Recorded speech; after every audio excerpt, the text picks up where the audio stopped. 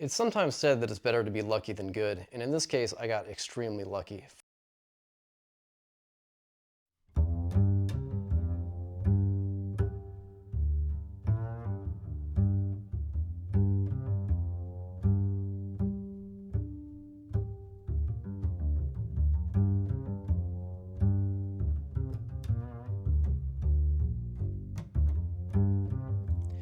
It seems I chose a poor point in time to get involved in my first Rotary build, as up until last year, you could get a brand new factory sealed 13B REW for about 5 grand, maybe even a little bit less if you had a good dealer or motorsports connection. Today, that same part number is going to run you $10,000. With Mazda looking to ramp production of its single rotor hybrid EV range extender in the same Hiroshima factory that does the 13B assembly today, through the lens of a product manager, I fully understand what they did and why they did it. However, as an enthusiast, that still sucks a lot. $10,000 is not a small chunk of change, and I'm just a dude in a garage trying to make some cool shit. And while this isn't going to be a bottom dollar budget build, I'm still going to try to save some money wherever I can.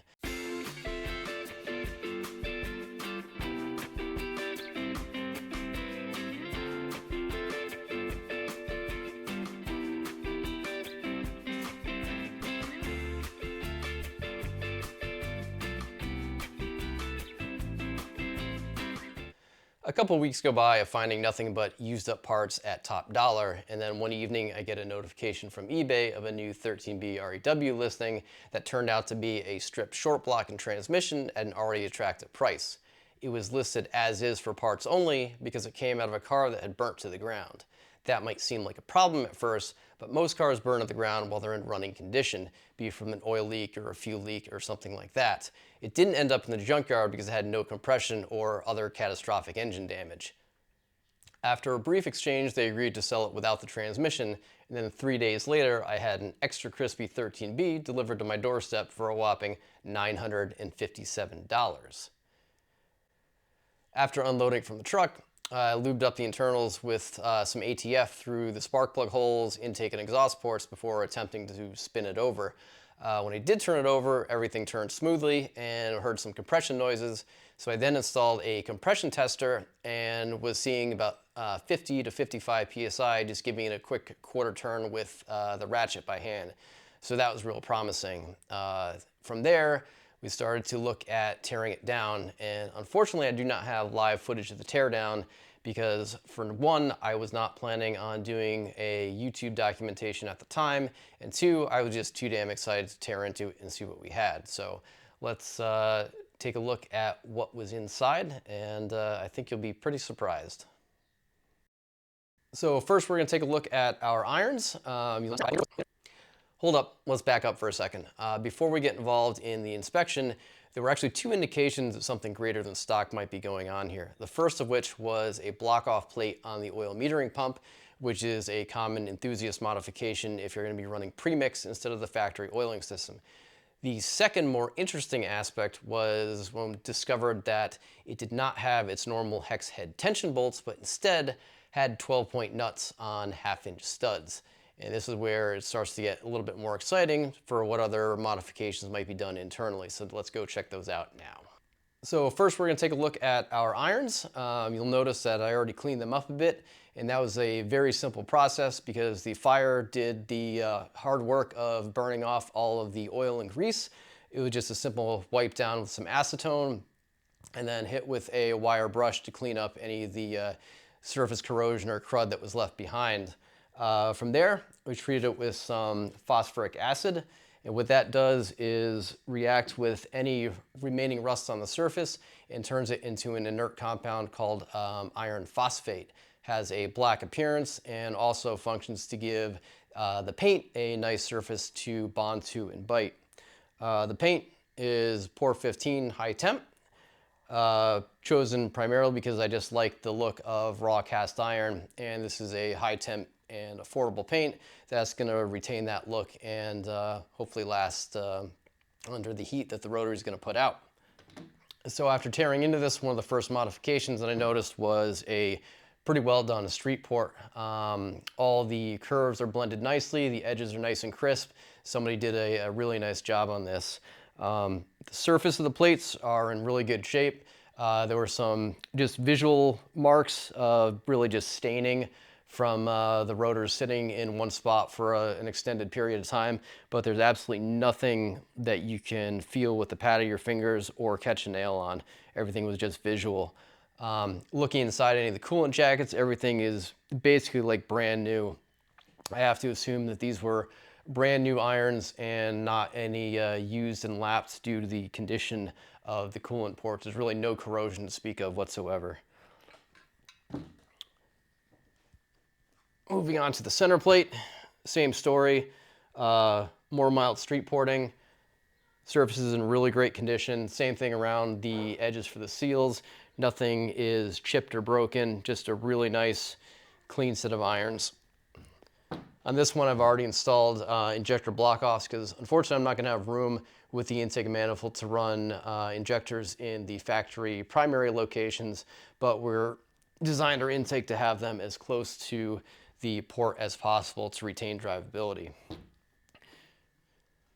And then if we quickly look at the front plate, we have more of our quality street port, and the surface finish is just about the same as all the others. Some visual marks, but nothing that we can even feel with the pads of our fingers or catch a nail again. So we really lucked out on these. These are definitely usable as is, don't need to be lapped, and we've got a free, well-done street port out of the deal as well. So let's check out the housings next and see what we got there. If we take a look on the surface, there's really no scoring to speak of. There's no evidence of chatter. All the edge of the chrome is in perfect condition. There's no wear, there's no chipping, and that goes for the same on both of the housings. If we take a closer look on the exhaust ports, there's a little bit of tool mark to indicate that these have been lightly ported. It doesn't look like they had too much material removed, so it's a pretty mild port. So the only non-factory markings on these are a pair of Qs that are stamped on the top. I've never seen this before. Perhaps it might be indicative of the shop that built this. So if you've ever seen this before, feel free to drop a line in the comments, and maybe with a little bit of luck we can find out some additional history on this motor. That would be pretty cool.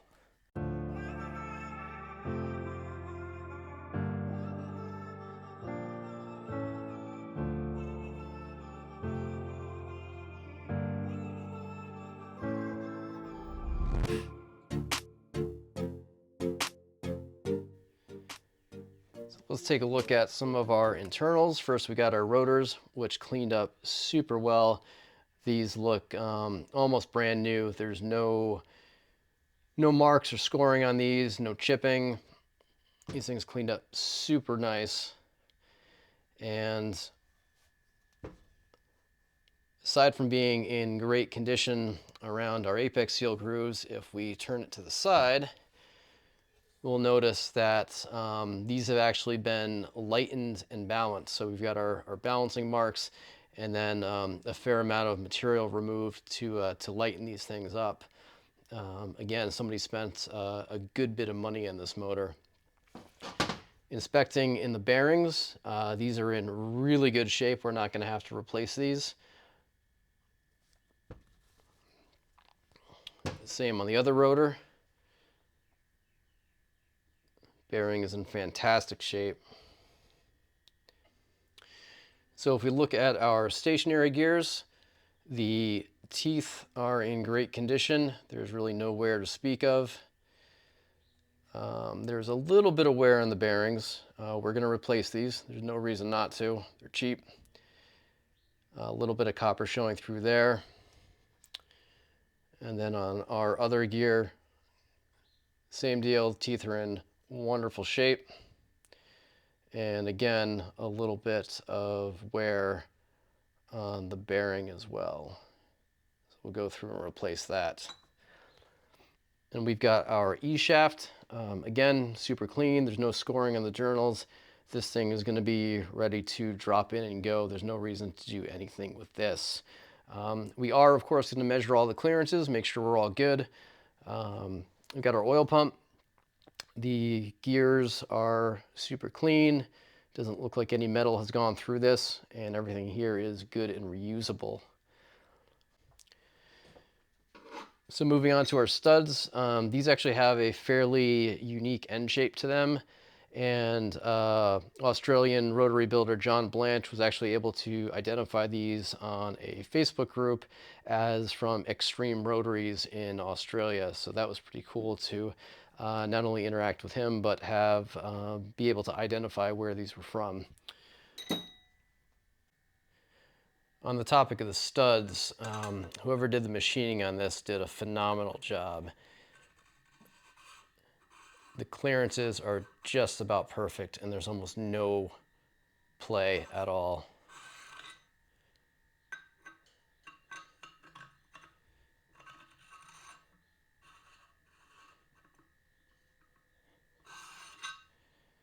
It's real easy to drill one precise hole, but to make all of those line up accurately is another matter. And I'm not sure if the mic will pick it up, but we've got nice even resistance going down through the entire stack.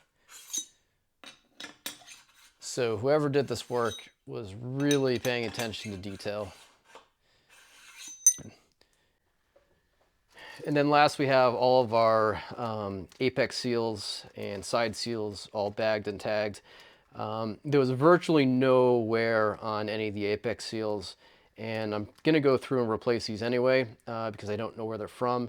Based on the rest of the parts that we found in the motor, I'm highly doubtful that they're stock, but I do not want to put used unknown apex seals in the motor, so I still got to decide what I'm going to do there. Ultimately, it looks like we just got to replace the stationary gear bearings, the soft coolant seals, and our apex seals. And then I think once we measure everything up, if everything is to spec, then this thing can go back together without any issues. It's sometimes said that it's better to be lucky than good, and in this case I got extremely lucky. For less than $1,000 I ended up with a totally usable, rebuildable 13B REW that was already street ported with 1/2-inch studs and light and balanced rotors. That's going to be enough cost savings that we can invest that elsewhere in the build with some pretty cool stuff. So before we go, I want to say I really appreciate the response to the first video. It's cool to see so much interest in my silly project. On the next episode, we're going to take a dive back to Fusion 360, and I'll show you how to build a custom one-off 13B manifold, and then turn that into a real part with zero welding at a very surprising price point. So thanks for watching. I hope you enjoyed it, and we'll see you next time.